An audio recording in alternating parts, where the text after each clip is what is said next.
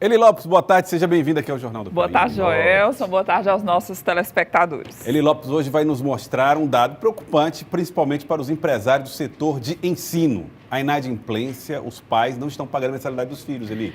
Pois é, Joelson, infelizmente a crise também tem atingido esse setor educacional e mais exatamente o bolso dos pais de alunos que estão tendo dificuldades para pagar as escolas particulares, que assim, são empresas, elas precisam, né, do dinheiro para pagar funcionário, pagar água, para pagar luz e consequentemente ficam inadimplentes com esses setores da própria empresa e alguns chegam inclusive a fechar por conta disso. Essa prestação de serviços educacionais, ela é regida pelo Código de Defesa do Consumidor, mas em compensação, os pais de aluno que estão inadimplentes, eles são protegidos pela lei.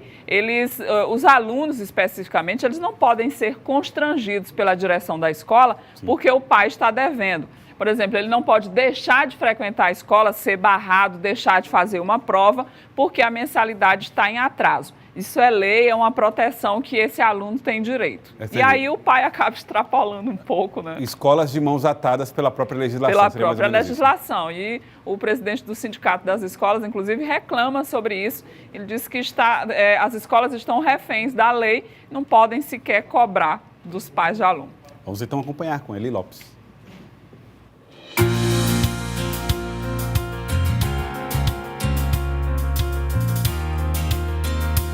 Os números são alarmantes. Nos últimos 3 anos, a inadimplência nas escolas cresceu 22% nos ensinos infantil, fundamental e médio e 38% no ensino superior. Como uma instituição de ensino também é um negócio, precisa se manter, pagar contas de água, luz e funcionários. Mas pela Lei 9.870 de 1999, que dispõe sobre as mensalidades, determina que o aluno inadimplente não pode sofrer nenhum tipo de pressão do estabelecimento para pagar a dívida com essa escola.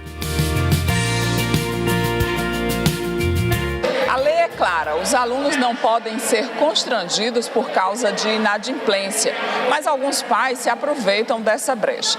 Nessa escola, por exemplo, tem um pai que está devendo R$52 mil na mensalidade dos 3 filhos. Ele não paga a escola há 2 anos. O empresário Paulo Machado é presidente do Sindicato das Escolas Particulares. Ele diz que essas escolas estão reféns da lei do governo. Paulo trabalha há 35 anos na área e garante que se a lei não mudar, as escolas não têm como se manter abertas. No passado, antes da Lei 9.870, com 3 meses de atraso, a escola poderia mandar uma carta cobrança para os pais e rescindir o contrato. É preciso que o governo federal reveja isso, para que as pessoas não se tornem inadimplentes, porque existe uma lei que protege. Não tem a condição de pagar a escola particular, tem a pública. Este consultor financeiro dá as dicas para os pais e escolas para se estabilizarem nas finanças. Os alunos devem ter disciplina de finanças pessoais. Eles acabam influenciando os pais a serem bons pagadores. As escolas devem criar benefícios que estimulem os que paguem em dia a se manterem assim.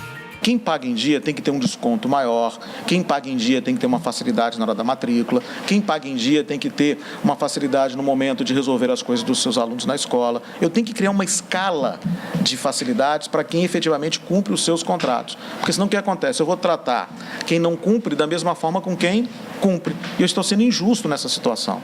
Então a escola tem que criar mecanismos para estimular os pais a que eles tenham um diferencial quando pagam efetivamente as mensalidades em dia.